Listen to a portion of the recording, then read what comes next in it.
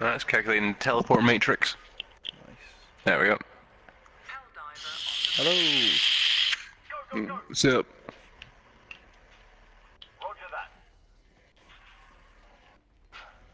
I don't know what all the buttons do. No, me neither. We'll work it out. Okay, right, well, we'll just start now and we'll get as much done as we can, and then when you need to go, you need to go. Cool, cool. Yeah, if you want, we can always do it in like 2 sections or that. I can just do it a like, bit later on. Cool. Yeah, that works. Okay. I don't know why. Yes. Yeah, we'll just confirm. Okay, so the first thing that I always ask people, which I think is the best way to sort of start it off, is basically what got you into gaming. You know, what were the first sort of games you played? What memorable experiences do you have playing them? You know, what sort of sticks in your head as games that you've always really enjoyed, and maybe moments from them that you specifically remember. I'd say like the first game I remember playing was Command and Conquer, and I started playing that just because obviously I had 4 older brothers, so they all played games as well. So, oh, yeah. So I just started playing because of that, really, and then okay, I'm getting it now. Yeah, like so I just started playing games from that, really. Whoopsie doodles.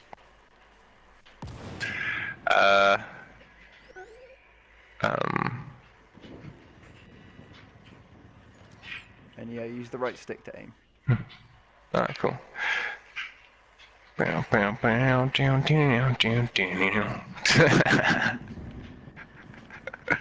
you said Command and Conquer was maybe the first game that you remember playing. Was that on PC? I'm guessing, yeah. No, it was on PS1 or PS2, I think. Right. Okay.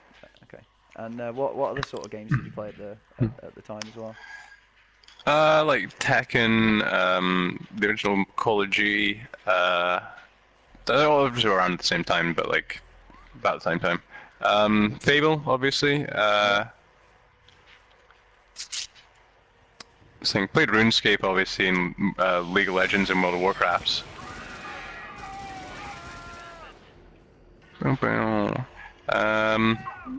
RuneScape I'd say is the one I played the most of any game. Yeah. Oh. Yeah. And would you say that the games that you played then were are similar to the ones that you play now, or do you think that maybe that's changed? I generally play like RPGs and that. I play less shooters now than I did back then, and I play less like MMOs than I used to. Right. Okay. And what do you think it was that made that? Yeah. Sorry, Karen. No, it's cool. I didn't really know what the point I was gonna make. Yeah. So, what do you think it was that maybe changed the sort of the games that you enjoyed? Sorry, what was that? I couldn't hear you there. Yeah, reloading. So yeah, it was. What do you think it was that changed the sort of games that you enjoyed? It's just sort of games that are getting released, really. Like, I don't know, like a lot of games that I previously enjoyed, like say with shooters and that, I just sort of got bored of it because like for a long time it just sort of seemed like the same sort of game, really. Like what was, you know, like especially like Call of Duty, like I fell off that after the first Modern Warfare, I think. Yeah. I can't say. But like other games, it was just like.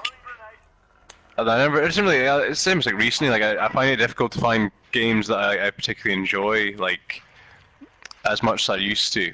Like, you know, it's stuff like games like The Witcher I enjoy because they seem like really in-depth and like they've got a really interesting story and it all like connects together and that. I like that. I like that from games a lot. It's like the story of it is quite important to me, and like the lore and like how it all fits together. Right. Okay. Yeah, I feel like it's difficult to get like immersed in a game if I don't feel like the world's particularly like real at all.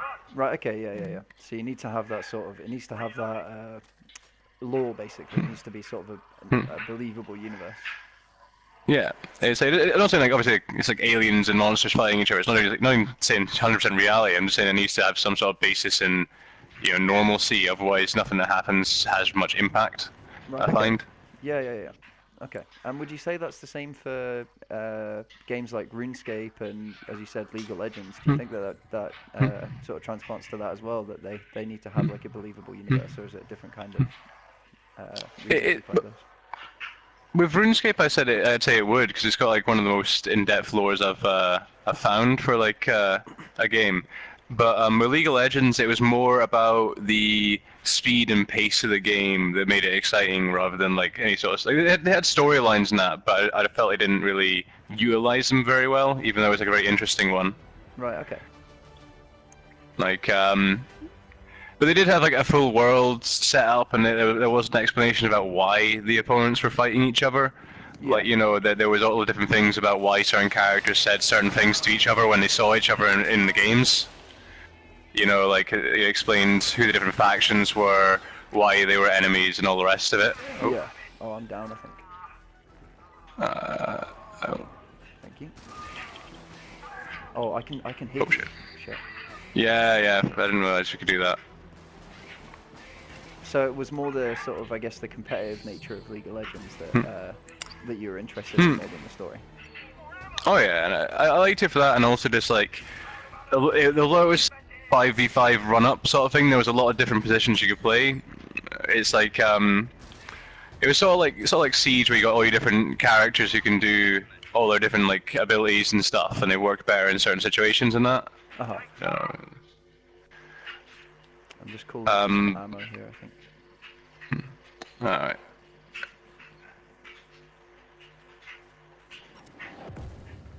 And yeah, you said that runes. I think there's some ammo here for you. You can take. You said that RuneScape was a game that you were really interested in the universe and in the lore. How does the game sort of tell you that information? Well, there's like tons of stuff. There's like there's quests, there's books, and there's like people you can meet, and like obviously stuff on walls, and like item drops and stuff have like descriptions, which sometimes give away information. Right. Okay. Yeah. So it's very much there's no sort of big narrative like The Witcher 3 would have. It's very much you have to sort of find that information out for yourself. Yeah, that's it. It literally is it's an actual world where like all the information you find is where it would make sense you would find that information. It's not just sort of like given to you. Yeah. Like, and I felt that was like a better way of doing it as well, where it's like, you know, if you're in like the desert place there, you find stuff about the ancient desert gods and stuff. Right. Like, you know, you find that information there, but not like you were just killed like some random enemy and you just dropped a scroll explaining, oh yeah, this god did this and such. Right. Like, Yeah. Sure. Yeah, no, that makes sense. Definitely. And would you say that you prefer a game where it has that that lore where you have to explore and sort of find that information out yourself? I personally prefer it, but I know why they don't do it as much, because obviously it's like it does make it a lot more effort to find out. It's like say with Dark Souls, the lore of that is I think is too hidden. Like you should need to work for it a bit, but not like to that extent where there's like no like help really on it. Yeah. It's just like a few item descriptions and like bits you can take from opponents and that. Yeah, so you would say that the lore for you in Dark Souls is a little bit too opaque. bare. Right. Okay.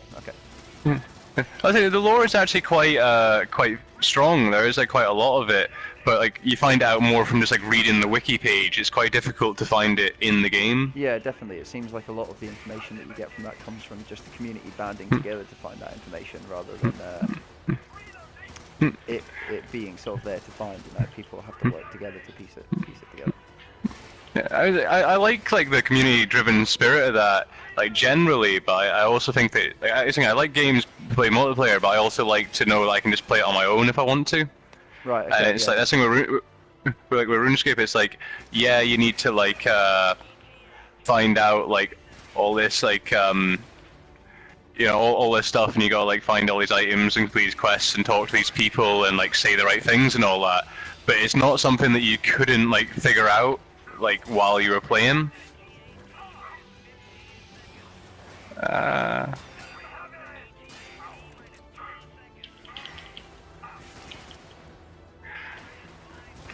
do actually quite like this game.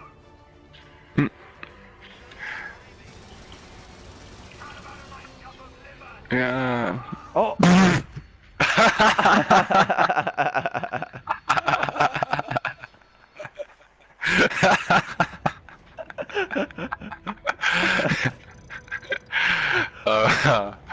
think that was the end of the mission. This guy just got killed by the fucking end bit. Oh my god. Well, I didn't know that happened. Yeah. Oh, it's funny. Well, now we know. Now we know that's what happens. The ship can Yeah, I crash. think I can do like. I think I can do like one more, and I'll need to head off. But Yeah, cool, man. can maybe do some later on, like after work, because I don't think I'll be too busy today. Okay, cool, man. Yeah, definitely. Cool. 100%. Yeah, it's quite a fun game. Well, I'm trying to think what we were saying about before. Yeah, we were talking about the lore of the lore of games, and you said that was sort of one of the things that you like specifically in games. Are there any other sort of factors that you can think of that you look for in a game when you're thinking about buying it?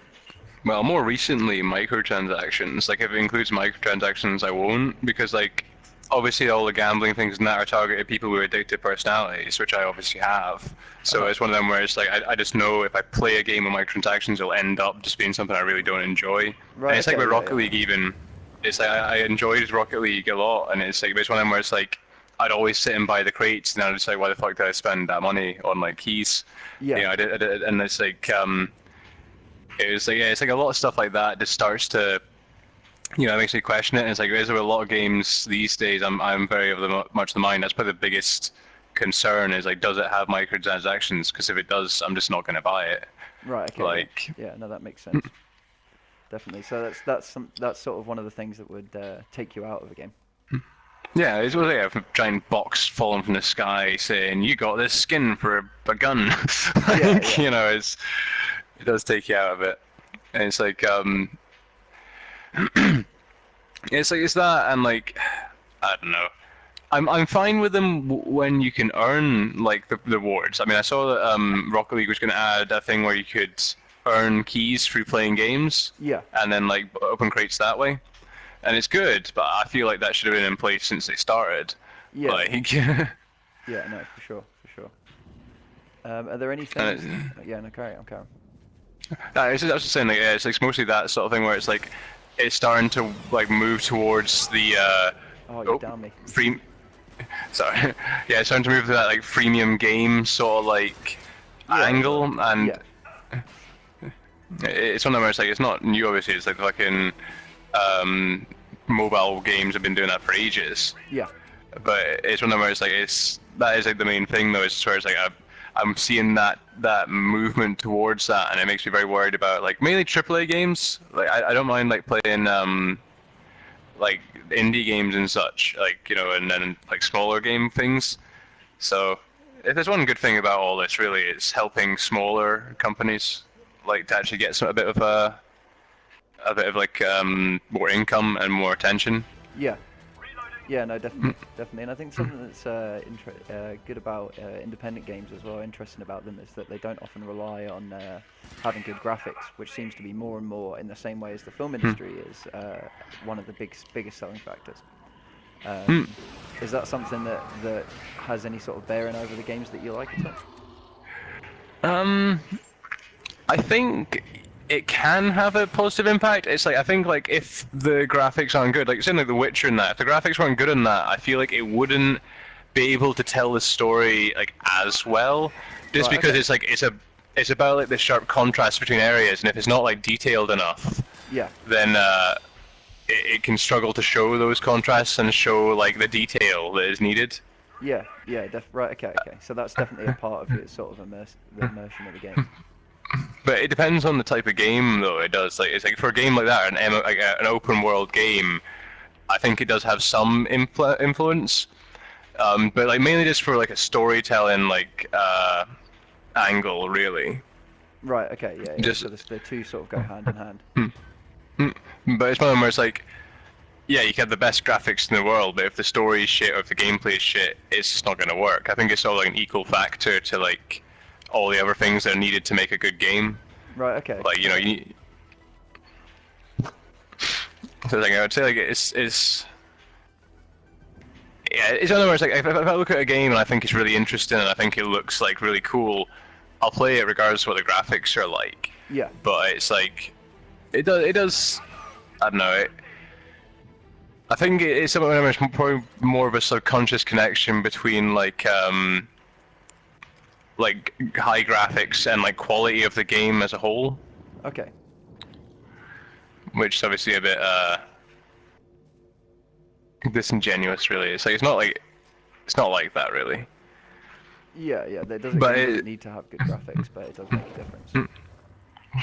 yeah, I think it is where just they make you think that you need I think it's like sort of a competitive thing for them, though. They know that they can afford better graphics than like smaller companies can, so they make it into a competitive point so that other companies look worse. Yeah. I think it works, but I think it's more of like a marketing technique, and I think it's one of my I try to look past the graphics, but it does have an impact. Is what I'm saying. Like Yeah, definitely.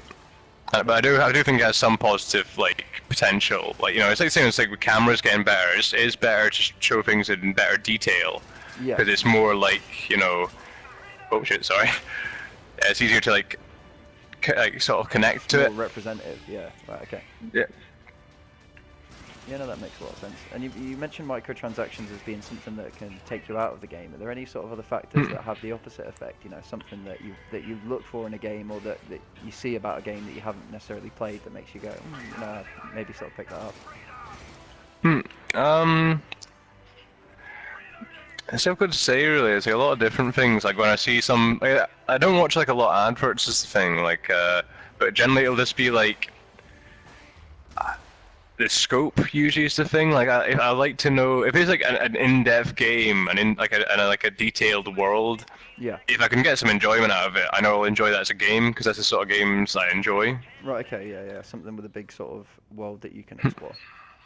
Yeah. I like the open world sort of thing, and I like the RPG sort of thing. So obviously having those factors in will like get me on board.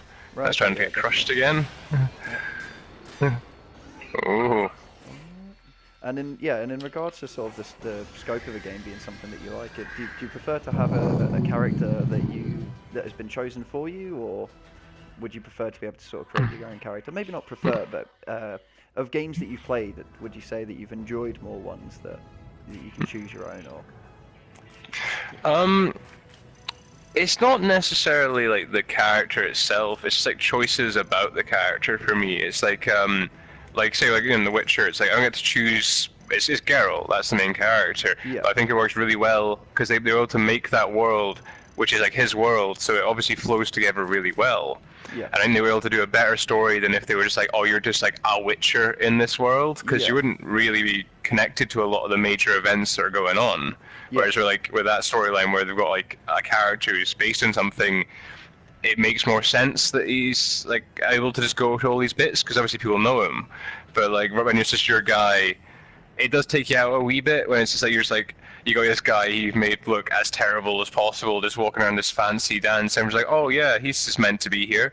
And it's like it does make it more immersive, I think, if you've got like a character who's made to be in the world. But if you've got a world which is like made to be like a blank slate basically for you to like work on, I think it's better for you to like have your own character. Right. Okay. Yeah. So it just depends on the context of the story, really.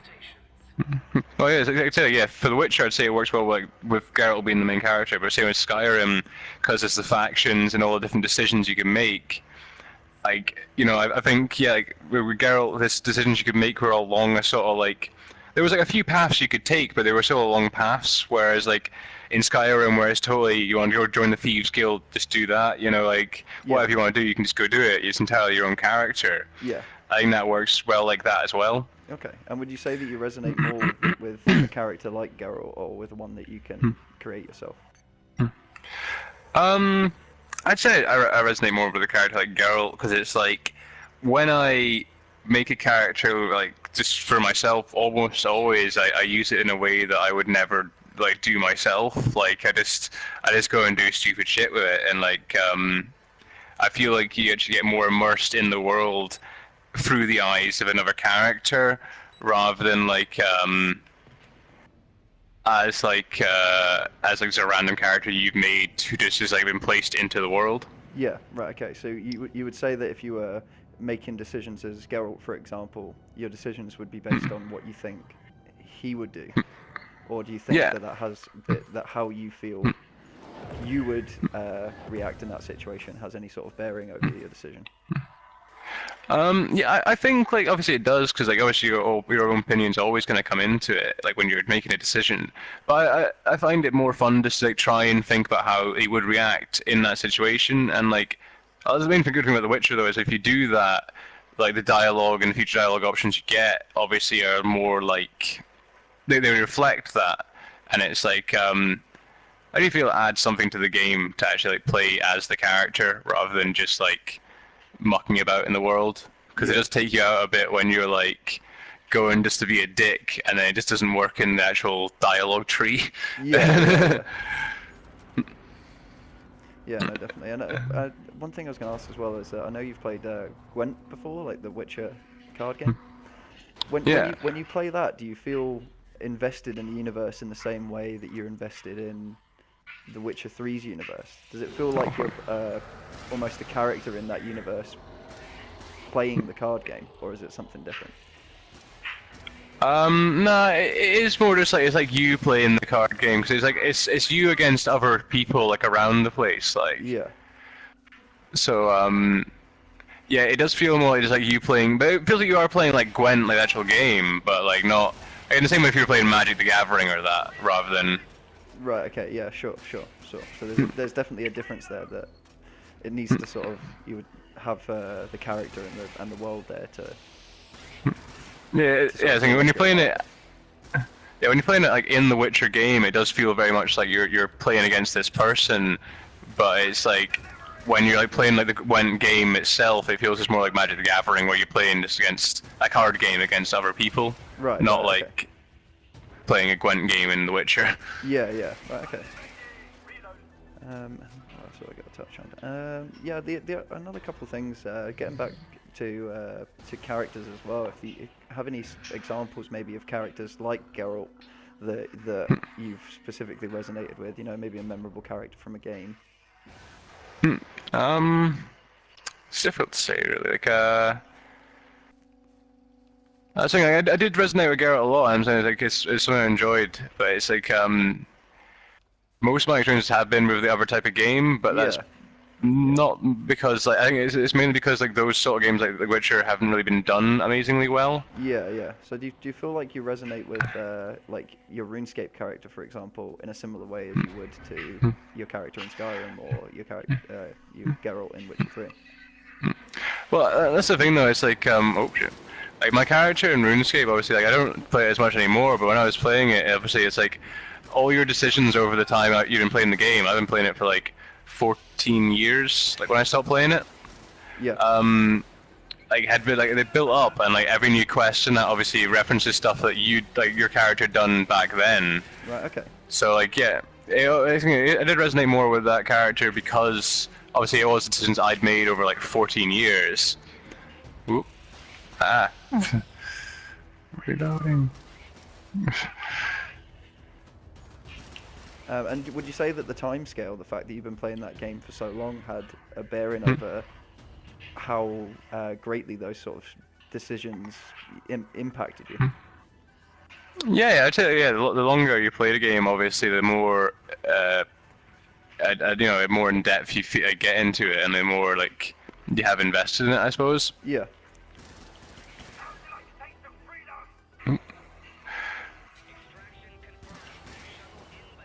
I can see this game getting very tense. Yeah. It's like I've only got like one more thing. You have to put in the combinations to do the drops. Yeah, the cheat codes. Oh fuck. And yeah, actually, that sort of made me realise something there. Not directly related to cheats, I guess, but mods. Is that something that you've ever used in games before? I did do some Skyrim mods, but like not as much as I'd like to have done. Yeah. It's like I think like mods have like a good use for like the community and that getting involved and like revitalizing older games where like maybe there was something wrong with it. Right. Like okay, Yeah. You would download a mod as sort of to make the experience better in terms of how well the game played. Oh yeah, well, I was thinking like you can get so many mods that improve like the flow of the game, add new storylines, and like expand on points and like tie up loose ends in games. That like obviously the developers now don't have time often to do because they're obviously like working on new games. Like so, it's an opportunity for like the community to keep the game they enjoy going. Yeah. And like adding new content without the need for like the actual like game developer getting involved. Yeah. And have you ever played any ones like that? Maybe an extra story mode or something like that before?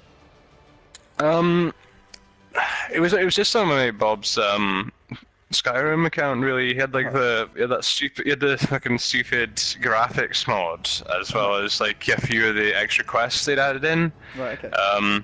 So I did one of the quests, and it's one of them where I obviously didn't play loads, but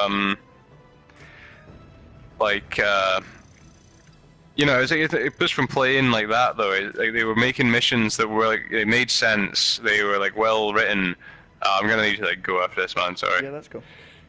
Yeah, I might just give you like a bit late because it's 5 past. My things are 1/4 past. Sorry. Yeah, that's cool. I just dropped my phone. But yeah, so I played a few of them, and obviously, like I said, the dialogue was good, the quest was good, and it made sense and it fit into the lore of the game, what was going on. But obviously, it was entirely like fan made. Yeah. But that's what I'm saying, where because of that, especially in games like say like Fallout 4, I'd say that's got the best opportunity because although it's a good game, there are huge spaces with nothing in it, which could be filled up by players. Yeah. And I guess that's what they're doing, but I feel like they're still being a bit restrictive of it. Like, I feel like at a certain point, really, they should just let go of control of these properties, and let other people like use them. Yeah. And if you were to play them, would you feel like they were a part of the universe in maybe the same way that like a Star Wars fan fiction or something like that might be? Not quite the same way. It's like it would depend how well it fit, really. And it's like, and obviously you'd need to be properly canon, all that. You need the people in charge, the people who made it, to be like, yeah, that's fine. That can be like part of the lore and all that. But I think good mods in that should have like the potential to be as good, if not better, than the original game. Right. Okay. Yeah. So it's like I think it's not like every time, but I do think it should be like accredited as like part of the world if it fits well enough, really. Yeah. Hey, I'm gonna have to set off now, man. I'll let you go. I've had a load more things to say, but we can leave it until another time. Yeah, that's cool, man. I'll obviously working the same sort of things the next few days, but I can maybe do something at night or Friday in the morning because I've got a day off. Yeah, so. cool, man. Well, even if you're on PS4 later tonight, we can maybe have a bash on this. I think you can. I'm not sure if you can play split screen, but if you can, then we can maybe do that, and we can just have a chat whilst we're playing it, and I'll go over a couple of things and whatever. But yeah, sounds good. Sounds good. Because I actually quite like this game. No, it's decent. It's decent. Like, hey man, I do have to go. Right. Yeah. Sorry, I'll let you go, man. A bit late. Yeah. Right. Thank you, man. I appreciate you doing this. No worries, man. I'm happy to do it. And I'll talk to you later on. Yep. Catch you later on, man. Have a good shift. Thank you. Bye. Bye.